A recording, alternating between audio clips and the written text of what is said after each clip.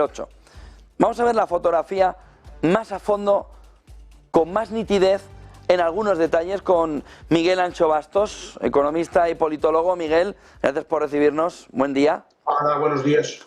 Bueno, 100 días de Milei al mando. Hay quien pensaba que Milei en 100 días, pues eso, iba a cambiarlo absolutamente todo. Hombre, son 100 días, esperen 4 años, pero ¿qué fotografía nos dejan los primeros 100 días y el que haya cosas que no le estén dejando hacer?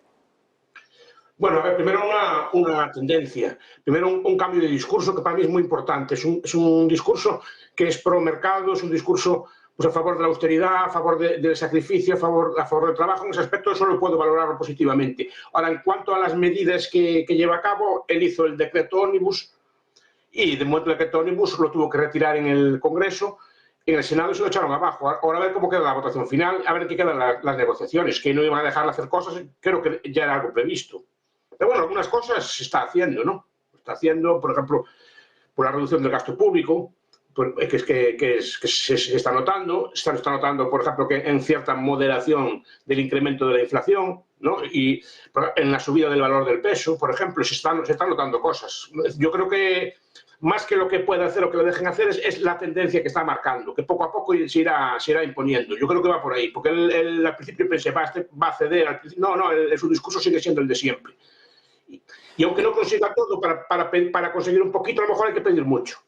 Y en ese aspecto lo estoy viendo yo, es decir, lo veo bien. Además, muchos de las reformas que hizo, por ejemplo, en el mercado de alquileres se está notando. Además, los contratos que se firmen ahora, aunque le caiga el decreto, tienen que seguir manteniéndose. Yo creo que en ese aspecto está siendo positivo.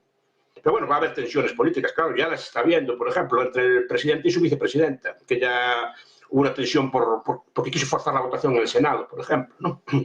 Eso puede ser, que el problema de Milei puede ser no tanto de medidas económicas como de conflictos políticos con los miembros de su gabinete o con los miembros de su partido o con los miembros de otros partidos que están aquí en el gobierno. Económicamente, ¿es inevitable una recesión profunda y una inflación descontrolada en el inicio? Es decir, más o menos el entorno que se empieza a atisbar para luego reconstruir, sí. Para luego reconstruir. Sí, es previsible, claro que es previsible. En principio, cualquier ajuste implica sacrificio, implica recorte, como cualquier otra medida de ajuste. Si usted tiene que ajustar en su vida cosas, al principio tiene que sufrir. Tiene que asumir unos gastos que no tiene que hacer, porque tiene que invertir a lo mejor en algo nuevo, tiene que comprar una máquina nueva, si es un empresario o algo así, pues al principio tiene que sufrir, claro. Pero es un proceso que se ve a medio plazo. Y eso es lo que veo yo positivo de Milei, que la población entiende que tiene que sacrificarse para tener algo a medio plazo y está dispuesto a asumir el coste. Por lo menos buena parte de la población está dispuesta a asumir el coste. Por lo que dicen las encuestas, la popularidad de Milei no decae entre sus votantes. Y eso es bueno, ¿no? Repito, porque los primeros días son de ajuste. Por ejemplo, las pensiones no es que no subieran, es que hacen lo que le llaman ellos la licuadora, que también se quería hacer aquí en España en su momento, ¿no? De subir las pensiones por debajo del IPC. Lo mismo que pasa con el salario mínimo. El salario mínimo, aunque lo sube, el salario mínimo que le llaman el salario mínimo vital y móvil, que le llaman ellos, lo están subiendo, pero por debajo de la inflación. O sea que en términos reales no están bajando. Igual que las pensiones. Entonces, eso implica un recorte del gasto público que se está notando ya. Con cierto superávit fiscal, etcétera, ¿no? Pero bueno, son sacrificios, claro. Obviamente el pensionista, el trabajador, pues va a pasar a cobrar menos, o menos relativamente. En ese aspecto hay sacrificio y el nivel de vida de muchos segmentos de la población está bajando, pero es normal que sea así. Miguel, ¿desdolarización sigue estando en el plan? ¿Crees que sigue estando? Yo creo que la dolarización de momento la están abandonando, ya están hablando de medidas alternativas. ¿Qué serían cuáles? ¿Cuáles crees, Miguel, que pueden ser? Cosas por el estilo, ¿no? O libre circulación de otras monedas, monedas en competencia. Que pueda, digamos, establecer contratos en cualquier moneda. Pero yo creo que, por ejemplo, la Reserva Federal, de la que antes hablaban ustedes, no está muy por la labor tampoco de apoyar la medida, ¿no? Pero bueno, la dolarización tampoco es una quimera, ya se hizo en más sitios, no es una cosa utópica y extraña, ya se hizo en más sitios y con relativos éxitos. Ahora, la dolarización no elimina los problemas de la economía, simplemente elimina buena parte de la inflación. Pero yo veo que sí que están abandonando un poco esto, seguramente porque no tienen reserva para hacer el cambio. Yendo a la fotografía de Estados Unidos, veamos a Powell esta semana el miércoles, parece que la inflación está remontando. parece que repunta, que ya no está el movimiento de bajada tan nítido, sino que empieza a notarse que hay tensión inflacionaria y empieza a verse que no va a haber soft landing. Pero aquí la pregunta clave es, con un déficit presupuestario del 5,5%, tirando todavía más arriba la deuda de Estados Unidos, ¿cómo va a haber un soft landing? Si es normal que estén sujetando a la economía, ¿no? Es año electoral, entonces va a haber más gasto puro. En este entorno... El soft landing está muy bien y a la gente le gusta mucho, pero el soft landing al final lo que hace es perpetuar el problema, porque los actores se acomodan al soft landing y al final la inflación persiste. Yo soy más partidario muchas veces del hard landing, ¿no? Del aterrizaje duro. ¿Qué pasa? El aterrizaje duro tiene miedo porque puede provocar una recesión a corto plazo. El soft landing es ir poquito a poquito, a ver si esto para. Pero esto normalmente la inflación lo que hace es se enraiza y se estabiliza. El problema es modular entre las dos, ¿no? Pero creo que el soft landing no va a darse, ¿no? O hacen un aterrizaje más duro o no van a acabar con las tensiones inflacionarias. ¿Crees que Powell, Biden, sobre todo en el 24, tienen controlada la economía, pero que podemos tener un lío importante 2025, cuando pasen las elecciones? ¿Esto está un poco más tapado de lo que se esperaba? Eso no se sabe. No se sabe porque las crisis o las recesiones aparecen cuando menos la espera. Por eso pillan a la gente en el medio, ¿no? Porque no son fáciles de prever. Aunque se puede prever una inflación, una crisis o un problema pues, para el año que viene, no se sabe exactamente ni cuándo ni dónde va a darse, ¿no? Pero es probable que vaya, sí. Es probable que vaya. Porque este año está la economía como un poco dopada.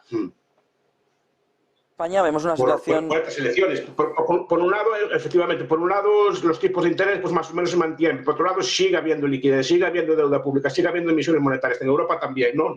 Es que no acabo de entender yo la lógica de esta política, porque parece que se contradicen entre sí. Es llenar inflacionariamente mediante el capítulo fiscal todo esto, ¿no? Y pero además, me hace gracia porque cuando estaban ustedes comentando estas cosas, a ver qué hace Powell, a ver qué hace el Banco Suizo, ¿no? Parece como estamos mirando como hacían los egipcios al sol, ¿no? A ver qué decide, ¿no? A ver si le hacemos un sacrificio aquí en la tierra para como si fueran así faraones que decidieran y que hay que interpretar su voluntad en la tierra, ¿no? Entonces me hace mucha gracia por esta política de los bancos centrales. Porque los bancos centrales, las decisiones que toman son políticas. No son, se ven muchas veces en el ámbito de la economía como si tuvieran algún tipo de racionalidad económica o algún tipo de orientación, digamos, al crecimiento. La orientación es política, simplemente tomar una decisión que les interese en ese momento por los intereses que tengan en ese momento políticos. ¿Cómo ves la situación en España con a la cola de ese desempleo de la Unión Europea en nuestro país? 28% de paro juvenil, ¿eh? Sí, no, para eso tenemos uno de los mercados laborales más rígidos de Europa y no quieren hacer más rígido aún.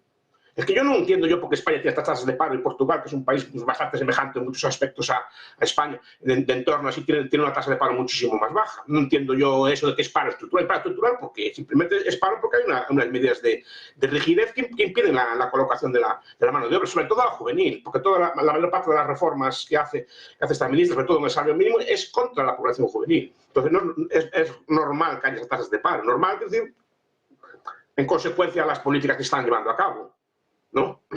Ahora bien, como el paro baja con respecto a las tasas que tuvimos antes en España, pues parece que la cosa va relativamente bien, aún con maquillaje de cifras. El problema es que, por ejemplo, en muchos sectores no tienen mano de obra. Yo me canso de leer en la prensa, aquí en Galicia me canso de leer en la prensa, faltan panaderos, faltan hosteleros, falta un montón de gente y no hay gente que los quiera cubrir. Están cerrando muchos establecimientos porque no tienen gente para hacer el relevo, por ejemplo. Y eso no sé cómo se consolida con unas tasas de paro tan grandes. ¿Ves? Algo cambió. ¿Qué riesgos ves a medio plazo en la economía española? ¿En un entorno que pueda girar? Yo veo la deuda. La deuda y bueno, yo creo que no va a haber muchas más medidas regulatorias de subidas así de salarios o estas medidas intervencionistas que se proponen muchas veces desde los ministerios españoles, porque no va a haber gobierno, no van a ser capaces de llevar adelante las leyes, ¿no? En ese aspecto, que no haya presupuestos, yo lo veo una cosa buena, porque si no, esos presupuestos ya me imagino yo cómo serían, ¿no?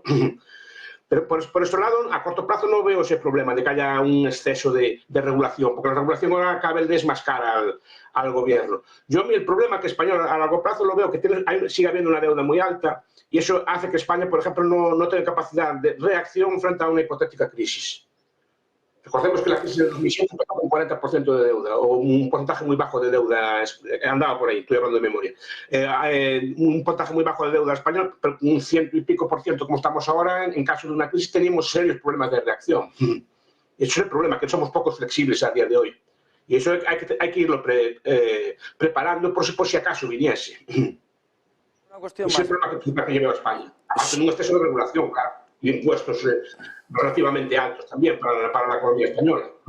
Solo una cuestión más. ¿Crees que tiene razón el mercado al estar tan enamorado de la inteligencia artificial? ¿Crees que va a ser tan disruptivo como una parte de los inversores están estimando? Yo creo que no. Será disruptivo en algunos sectores, como fue Internet en su momento, o como fue la electricidad en su momento. O como aquellos estudios antiguos cuando estudiaban el teléfono, la disrupción que trajo el teléfono en muchos sectores, ¿no? Pues sí, pues en la inteligencia artificial pues habrá cambios en muchos sectores, pero no acabo de, bueno, puede ser, pero no acabo de ver que sea así para que cambie el mundo por completo, como dicen ellos, no acabo de ver. Ahora, habrá avances y cosas que ni siquiera imaginamos a día de hoy, sí, como Internet. Internet cuando llegó, me acuerdo yo que decían para qué servía. Para que servía, pues ahora tenemos un montón de empleos o relaciones como las que estamos teniendo nosotros ahora gracias a Internet y se pueden hacer un montón de interacciones y de negocios nuevos, pero tampoco es que cambiara el mundo radicalmente. El mundo radicalmente a lo mejor lo cambió más la electricidad, otro tipo de cosas que el Internet o que la inteligencia artificial, que no dudo que no va a resultar en cosas muy útiles y muy buenas, pero no veo yo tampoco un cambio tan grande. Otra cosa porque yo no creo que la inteligencia artificial pueda superar al ser humano. Miguel Ancho Bastos, muchísimas gracias por toda esa fotografía. Buen día, buen negocio, un fin de semana y buena Semana Buen día y Santa. buen negocio a todos.